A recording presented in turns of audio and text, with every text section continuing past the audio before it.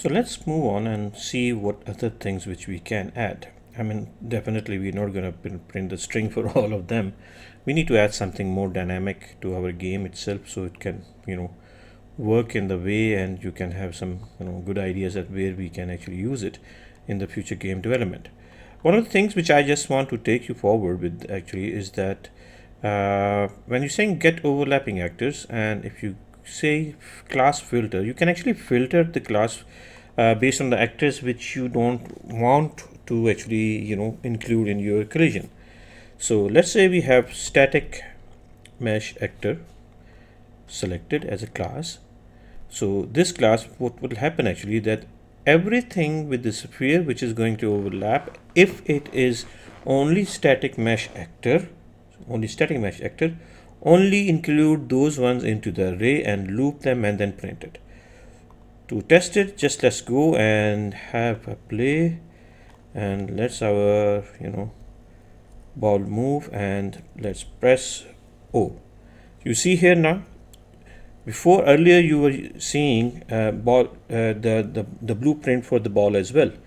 Now it was not filtered at that time, that's why it was including the self name as well, and it was printing it here. Now it is only filtering for the static meshes, that these are the only static meshes which are overlapping, and it is only including these in the loop itself of the array. So having said that, let's go to the physics VP ball and just leave the static mesh actor as it is. Let's not change the filter, and instead of printing, let's just delete this one. Okay, and okay, also for this one, and add rather another node which we can say is called add radial impulse. A radial impulse, I guess. A radial impulse. So you see here you have a radial impulse which is of physics base actually, and it allows you to have a radial impulse of the ball itself and the radial impulse on the sphere. The sphere is basically the collision which we have added. So let's use this one and leave it here. Automatically you will see that the target has been set for the sphere. We don't actually have to create it from our own side actually. Now here we want to look at certain points, certain properties basically for this particular node. You see here origin. The origin is supposed to be set for this particular impulse, from where the force will be created to create the impulse. So at the moment, if you see, it's showing origin and we don't know exactly what origin is that. We want to actually create the origin for as in the terms of the ball itself. So if we have the ball selected, well, actually in that case, rather than selecting the ball, we can say that we can use the node called get actor location, which is our ball in this case, and use the origin for that for the radial impulse to be producing for that point. Okay, that's the first thing which we need.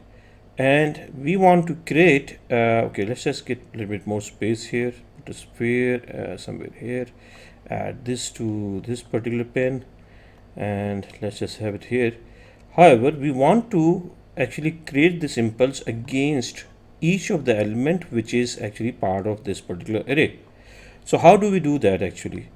So let's do and get into that particular details.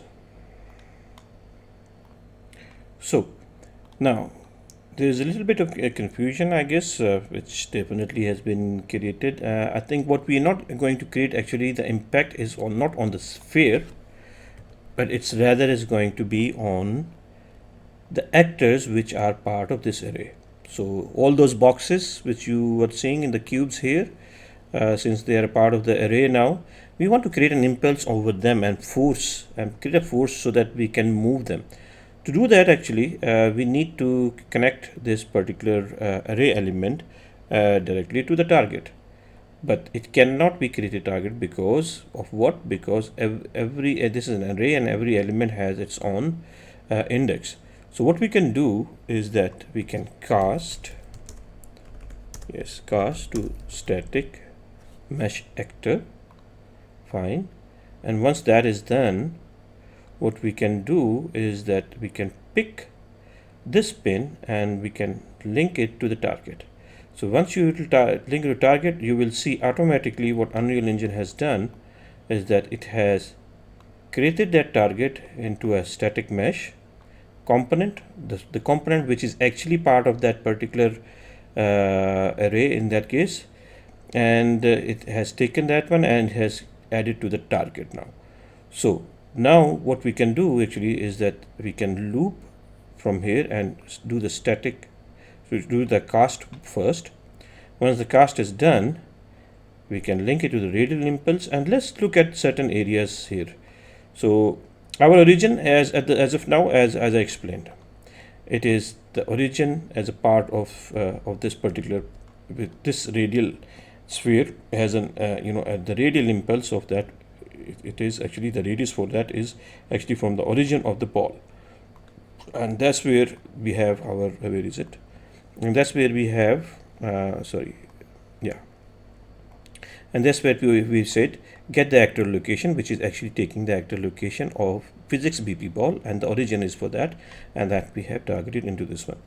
The radius overall is going, how much of the radius around this actor has to be taken into consideration in order for us to create that impulse. So let's say we have it like 250, and if we look at the bottom point, we have a strength. We're saying how much of force needs to be created.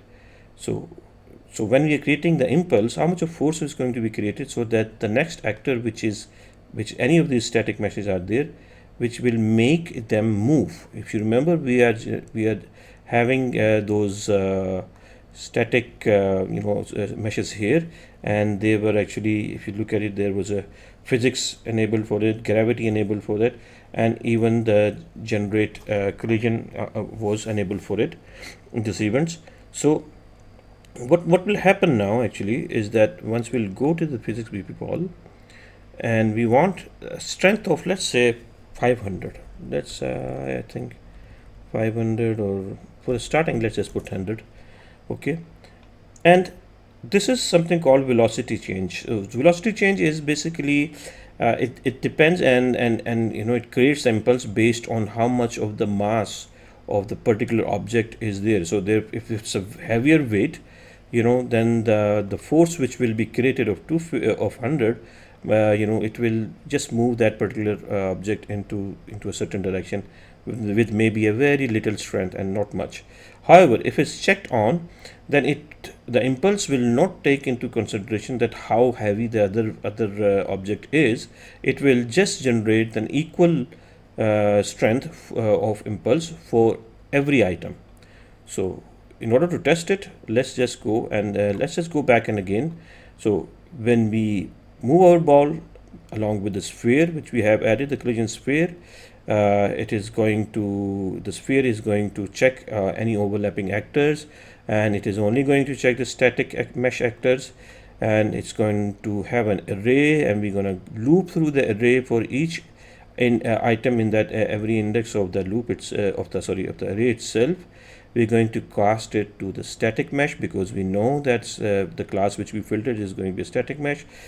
And once we created a static mesh actor cast itself, we can then access that particular component and as a target for every item which we are getting from this particular loop, and creating an impulse of this strength of this radius against that, so that we can move it at the time when we press key O. So let's go and check how it is working. So let's move as close to the cubes itself and press O. So you see that there is a certain level of, as long as the collision is there, we are able to move, and but the strength is quite low, so it's nothing much actually is being moving. So let's go back and the physics BP ball. we can increase it, and let's say make it 1000, and let's just be extravagant in this, and compile, play. As soon as we move to the closer to the cubes, press O, and there you go. I think that's like very dynamic action. So here you go. So you can, like it's like you can play a football with the ball itself. So you see here now that how much of a strength is actually being created. If we go back here and then move the other ones also. So I think this on its own can be a kind of a nice game. I think we will be building something of this nature.